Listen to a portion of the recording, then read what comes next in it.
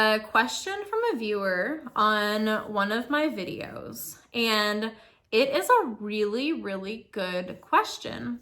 And I think, you guys, that the answer is going to be a little more of a surprise than you think it's going to be. So essentially the situation is this person has, a disability or an illness, okay? And it's something that keeps just being a recurring issue within their relationships. And it's like, you knew that I have this issue going in. Why does this become an issue later for you? I'm 100% upfront with you from the beginning. I didn't hide any of this from you. Why are you judging me now once I'm attached to you and I like you and we're in this relationship and now you're ending it because of something that you knew about before we started? It just doesn't make any sense.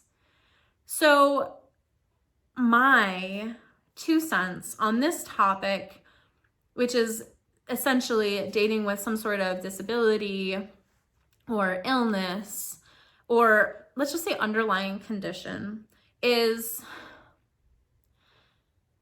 everyone has something, okay? And that's why this is going to be a surprise to you, how I'm relating this.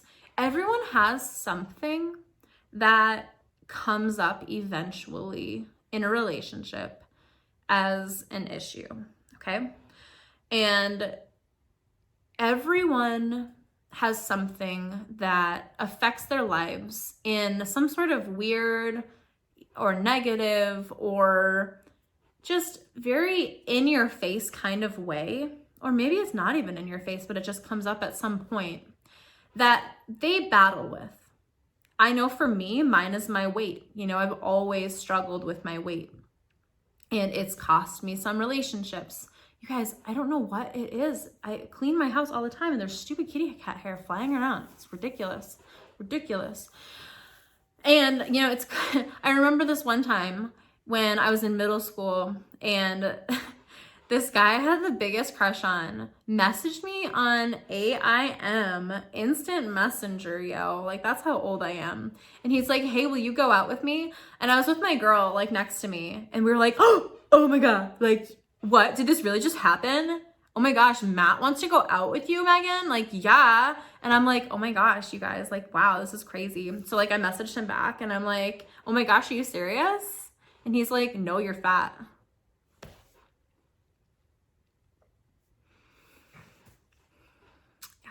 Yeah, 100%. Yeah, that's what happened to me. That was middle school. So welcome to my life. Pretty cool.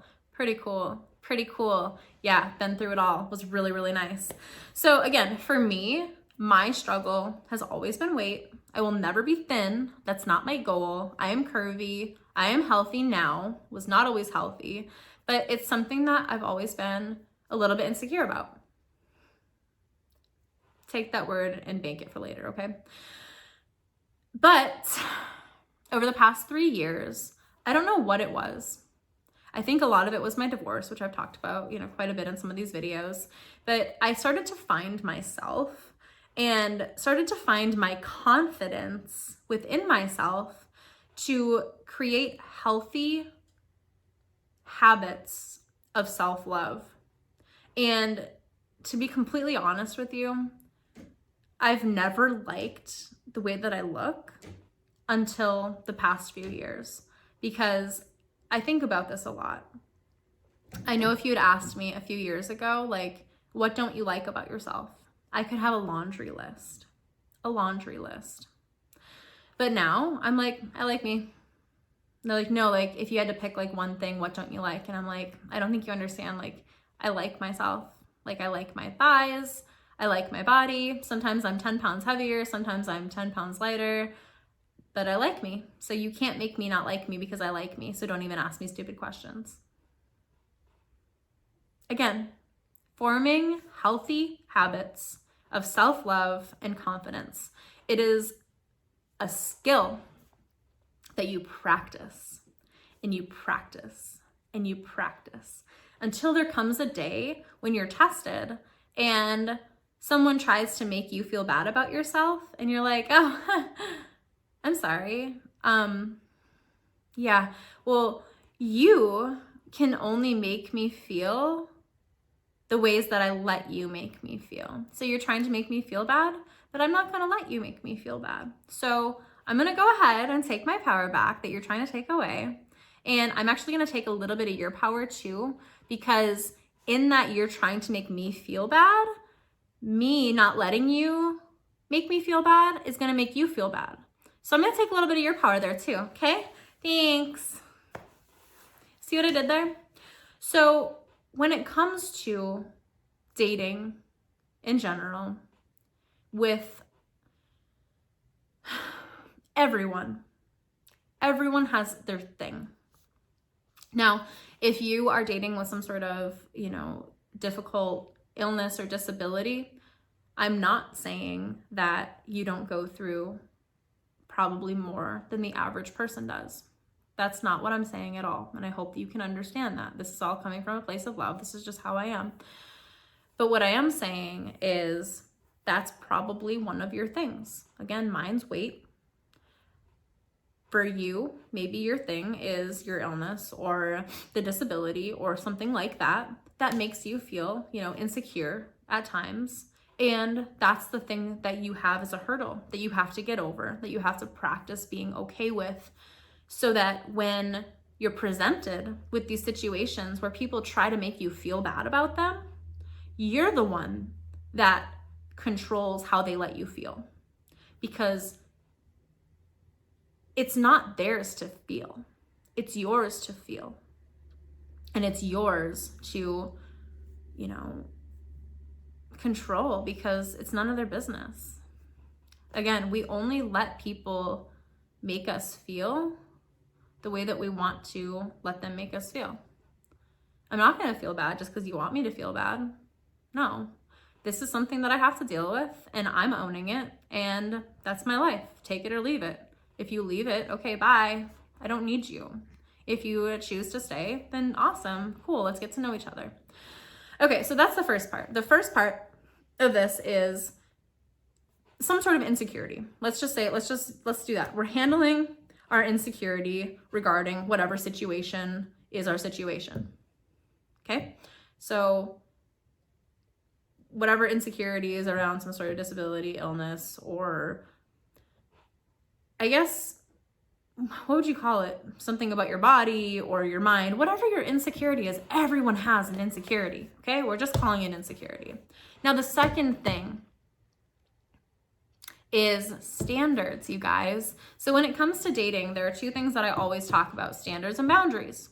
Now, you have to outline what it is that you even want in another person and what it is that you even want in a relationship. I always say this. So you have to have that list, like physically write it down. You can have a mental list, that's fine, but you need to physically write it down so that you can, in your weakest moments, go revisit it and say, okay, I'm broken up about this relationship ending, but as I consult my list of standards, I let my standards slip by even dating this person. So actually this one's on me, like I'm gonna own this. Next time that I date someone, well, they're gonna meet my standards because I deserve that. I deserve it. Okay. So when we're making our list of standards as somebody who may have, some sort of disability or illness or something chronic, or this insecurity that we talked about, if we're just a little bit different, or we have something that we're struggling with that we know is something that's going to be an ongoing thing for us that we're dealing with, we're owning, but it's a current reality for us for the foreseeable future, we're going to factor that into our standards list. Okay. So for example, if I have a chronic illness and it's something that's just a reality to me, I need to figure out how to factor that into my standards list in such a way that whoever I'm interested in, whoever I'm giving a chance to get to know me, is basically already going to be a green light that they're okay with this and they understand this. Not just in a superficial, oh yeah, I get it, but like for real, they get it. So like the standard is understanding, you know, okay with and helpful regarding X, X, X, X, X about me. You know, like, I mean, it can just be something so seemingly obvious, but if you have a condition that means that you can't be at the beach, that needs to be on your list. Like, this person has to be okay with me not being able to go to the beach. There's nothing I can do to help it. Like, this is my life. I'm sorry. You know, it's just, it's not laughable at all. This is just so real. It's like, you know, someone's gonna look at me and be like, oh, well, I really wanted a brunette. And I'm gonna be like, oh, I'm sorry, like, I'm not a brunette, I'm a blonde. So maybe you should change your standards list and figure out that you only wanna date brunettes, you know? So yeah, if there's some certain things that are just realities for you, for your sake and for the sake of the other person, just make sure that you write those out in your standards, and don't let those standards slip, because you deserve someone who ultimately loves you for you. Wait for it. Once you love yourself for you. Let me say it again. You deserve someone who loves you for you once you love you for you. And why is this the second step? Because the first step was all about self-love and embracing and getting through our insecurity. Okay, does that make sense now? You can't involve another person in your life, especially romantically, until you love yourself. Romantic love does not solve self-love. Oh man, it's intense. I know, I get it. Believe me, ongoing journey for me too. So get that standards list together, see what you deserve, your negotiables, your non-negotiables, but anything regarding like an illness or like something chronic, or this really big insecurity for you is probably gonna have to be a non-negotiable. But please do not flex on your standards with that, because that will lead you to disappointment or feeling bad about yourself or going, you know, against the good habits that you formed, and we don't want to do that. Now, the third one that I always talk about is boundaries. So we've talked about our insecurities and figured out our self-love. We love ourselves. You know, we've got our list of standards before we even go out and date. And now we're really getting into that dating field, and we have to have our boundaries for dating. And, you know, in life in general, I talk about boundaries all the time, but especially for dating. So these are things like, okay, how many days a week will you see this person? You know, how many times a day will you talk on the phone? These are just superficial, super generic ones right now. These are just examples. But for me, one of my big boundaries is I refuse to go on any last minute dates. Like, I am a classy lady. Like, I am very busy, as I say in every video. I have things going on in my life. And to me, I feel very disrespected when someone just assumes that at the drop of a hat, I'm gonna go over to their house and Netflix and chill. That is simply never gonna happen. Like, regardless of whether we've been together for like a year or not, the likelihood of me dropping whatever I'm doing and heading to your house with a pizza is, I don't remember negative integers in school, but it's a negative integer, okay? Like, it's just simply not gonna happen. So that's one of the things that's on my boundaries list. Another thing, maybe just like how people speak to you. Maybe that's one of your boundaries. Maybe you just want someone, you know, who will pay for the dates, or who is willing to, you know, shoot. Boundaries are an ongoing thing. I can't even think. I have so many of them. It's like, I can't even think of all of them. A lot of it, so standards are what you seek in somebody else, and then, you know, you kind of keep them in check with your boundaries. But boundaries are really things that you start to accumulate as the relationship goes on, and you really start to learn this person, and you'll see some of these things, like you'll bring in boundaries into a relationship, of course, but there's something that's gonna keep forming as that relationship goes on. Like, if they ever call you a name or something, that's an instant hard boundary that you nip in the bud right away. Okay, my boundary is, you don't call me bad names. I don't like it. It's not funny. That's a boundary. Do you understand? You nip it right in the bud. If it's a big thing, we pick our battles, of course, but big things, they get handled real quick and they get handled in a classy way. And do we stay mad? No, because staying mad doesn't help anybody. The silent treatment doesn't help anybody. Communication helps everybody. We communicate our boundary and we stick with our boundary. And when someone messes up the boundary, they really have to fix it, or that may be something that makes them exit from our life. Standards qualify somebody, but boundaries really decide whether they get to stay or not. So for somebody with like a chronic illness or a disability, your boundaries are going to be, you said these things at the beginning, and now, a few months later, when I need a ride, for example, to a doctor's appointment that you said that you'd go with me to, you're flaking on me, and I really needed this, and I counted on you, and this is something that we had established from the beginning, you're breaking the boundary that I had with you, so I feel like I can't trust you. And that might be an extreme example because, you don't want to rely on somebody too much. But again, this is just for the example's sake, this is something that you had already set up previously.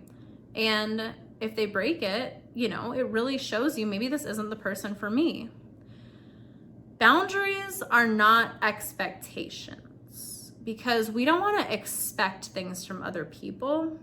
Boundaries, in my opinion, are things that we have in mind more for ourselves than anything, and we communicate them out. We, with expectations, will always let ourselves down because other people will always let ourselves down. But with boundaries, they're just hard lines. There's no like flailing, there's no, gray area. We have a hard line boundary. So it's really hard to be let down when it's really a yes or a no. And when your boundaries are strong enough, that no, it just gets to the point where you're like, okay, I can't fight you on it. This is something that's make or break for me. And if it doesn't fit for you, then I'm sorry, this just isn't gonna work.